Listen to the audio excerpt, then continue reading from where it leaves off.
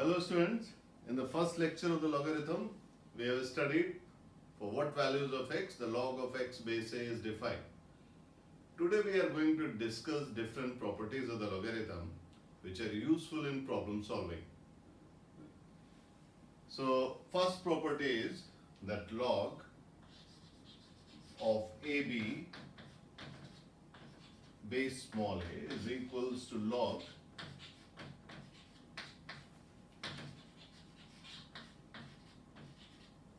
and see, this is a very elementary property of the logarithm.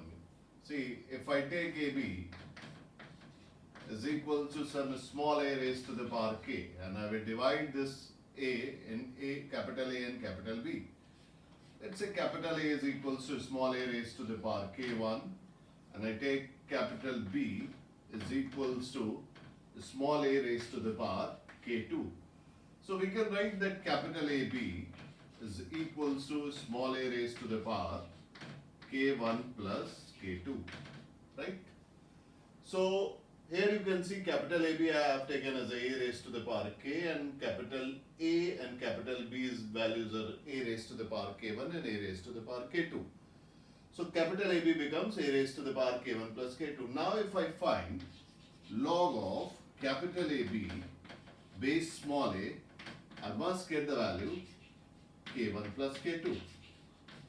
Now, if I see the other side of that, what is this capital A raised to the power capital A base small a? This value is going to be k1. How? Because I have taken capital A is equals to small a raised to the power k1. So I write capital log capital A base small a, the value is k1. That's there. And similarly, for the log of b base a, you will get k2. And here if I add these values k1 plus k2, I'll get on the right hand side, and the left hand side is already k1 plus k2. This is the way we can explain the property number 1. Now,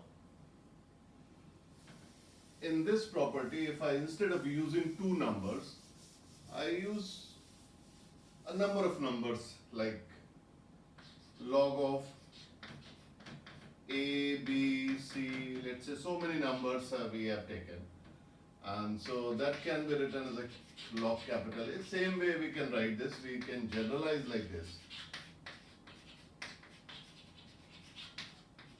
and so on. And let's say there are x numbers I am using over there, and each of the x numbers are equal, means A is equals to B is equals to C, like that. All these numbers are equal. So this is log of capital A raised to the power x small a. And since these all are equal here, so you can see whatever the value of log of capital A base A you'll get will be this value of log capital B small a and log capital C small a. So that number will automatically appear x times over there. So we can write this as x log capital A base small a. So this is the property 2 which we can derive from the property 1. Now we come to property number 3.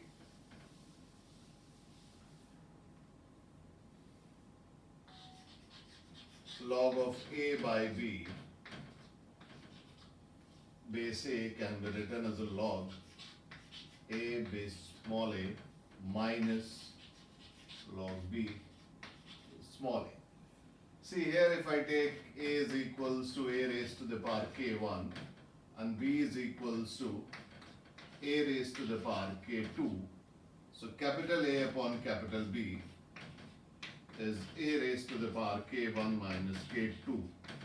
So log of A by B base small a is equals to k1 minus k2. And you can see this is the value of k1 and this is the k2 value.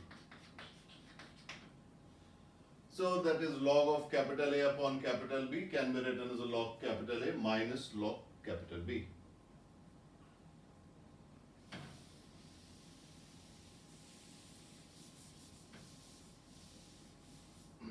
So if anywhere something like this is written that log of AB by C base A, so you can write log A base small a plus log B base small a, but minus log of C base A. Whatever comes in the denominator we'll write with the negative sign over there. Whatever comes in the numerator, just add it.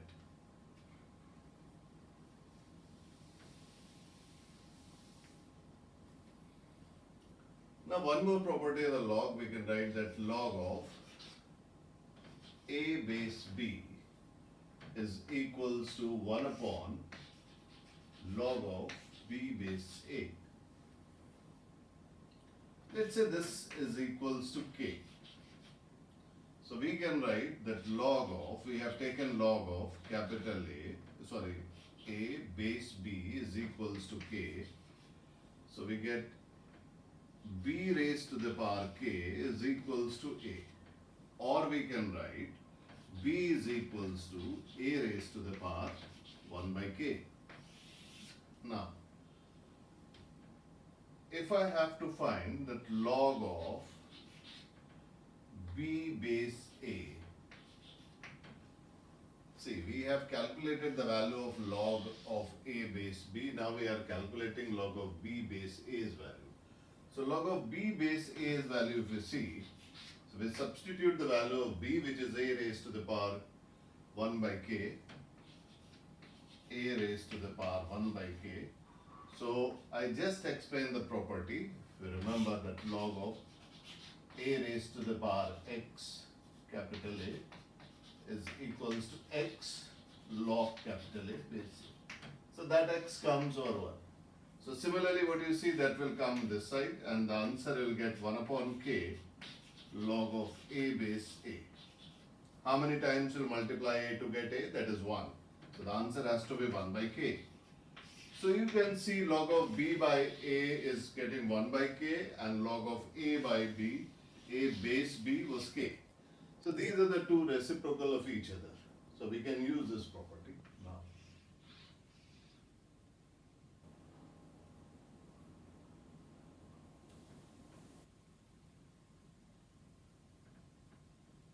Now we come to the next property, that log of A raised to the power K base B can be written as 1 upon K log of B base A. You need to understand the difference here there. I have taken here basis power K.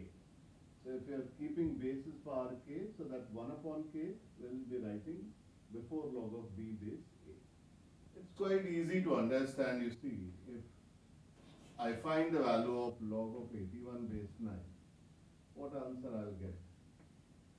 2 there. Because 9 I multiplied 2 times to get 81. And now I want to get the value of log of 81 base 3. What answer I'll get? 4. Okay.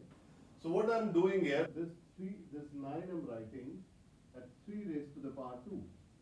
So when I'm writing 3 raised to the power 2, and we already know that the log of 81 base 3 is equals to 4. So in order to get the answer 2, how can I write this? I'll have to write that is 1 upon 2 log of 81 base 3. And that is 4 by 2, the answer is 2. So using this property, so whenever you get that A raised to the power K like this, you write 1 upon K log of B base A.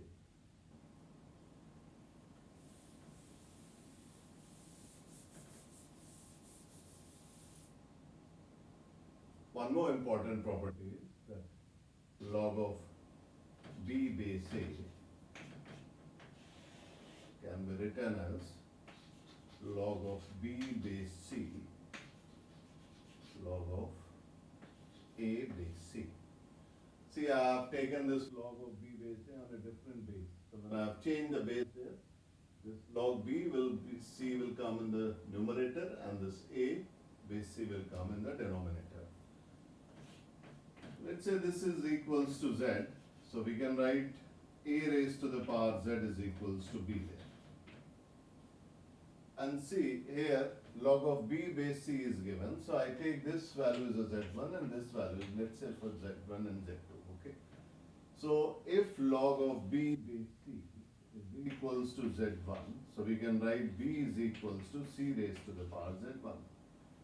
And if I take log of a base c is equals to z2, we can write a is equals to c raised to the power z2. Right? So these are the two different values we are getting here. B is equals to c raised to the power z1 and a I am getting c raised to the power z2, right? So now if I take the log there, log of b base c.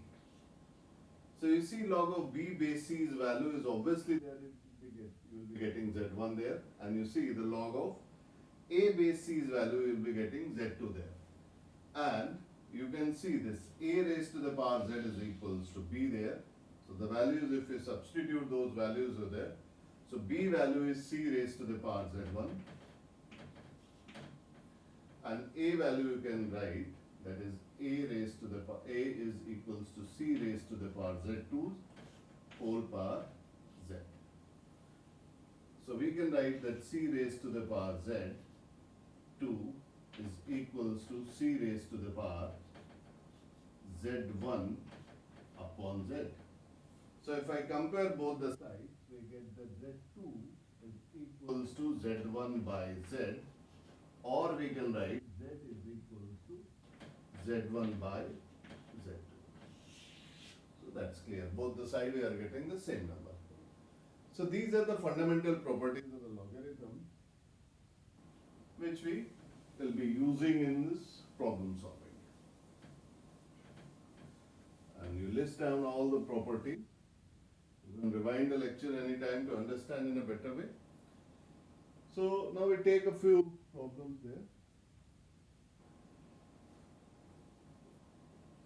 Let's say that log of a square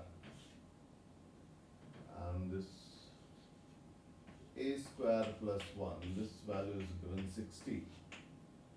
And you are asked that the log, what is the value of log of a raised to the power 32, a plus 1 upon a.